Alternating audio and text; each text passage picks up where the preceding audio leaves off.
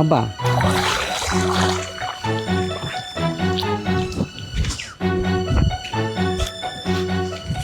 এই যে তুই বিয়ে শাদী করি নাই, মাইকে কি আমার কোন বিয়ে শাদীর ব্যবস্থা করছে? এই আপনারা কারা? কোন বাড়ির বরযাত্রী নাকি? এইভাবে লুকায় লুকায় আমার দেখতেছেন কেন? আমরা কেউ না, আমরা বরযাত্রী, ঠিকই কইছেন। ও ঠিক আছে, বুঝলাম আপনারা বরযাত্রী। তা বিয়া বাড়ি না যায়া আপনারা এই পুকুর ঘাটে দাঁড়া দাঁড়া আমার দেখতেছেন কেন? কোন বাড়ির আসলে এটা আমরা এখনো জানি না। আজব ঘটনা তো, আপনারা বরযাত্রী কিন্তু কোন বাড়ির বরযাত্রী সেটা জানেন না? আসলে আমরা বিয়ে করতে আইছি, কিন্তু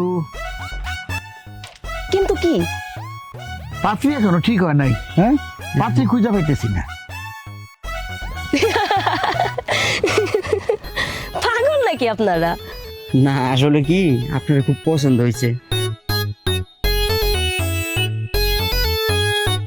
আপনারা বিয়ে করতে আইছেন কিন্তু পাত্রী এখনো ঠিক হয় নাই, আর আপনারা বিয়ের সাজে চলে আইছেন।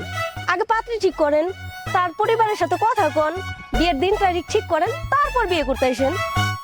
আপনার নামটা কি জানা যাবো? আপনার খুব পছন্দ হয়েছে। জি, আমার নাম রেবেকা। বাহ, মাশাআল্লাহ, খুব সুন্দর নাম। খুব সুন্দর নাম। তা তোমাকে বাড়ি কোথায়? তোমার বাবার নাম কি? আমার বাবার নাম নায়েব আলী, কিন্তু আমার বাবা বাইসা নাই, আমার ভাই আছে। আর বাড়ি ওই সামনে যাইয়া ডান দিকে যে বাড়িটা, ওটাই আমার বাড়ি। তোমাকে বাড়িতে বিয়ার প্রস্তাব নিয়ে গেলে তুমি কি কোনো আপত্তি করবা? এই কথা কইতে আমার শরম লাগে আঙ্কেল।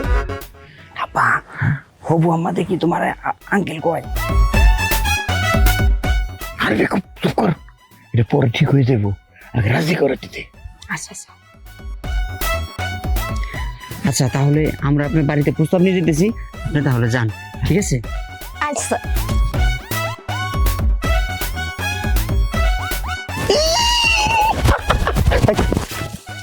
দেখো না, তুমি কোন শহরের মাইয়া গো, লাগে উড়া ধুরা, তুমি কোন শহরের মাইয়া গো, লাগে উড়া ধুরা। তুই নাচিস কে? তোর বিয়া? না তাহলে তোর নাচলে কি হইলো? ঠিক আছে।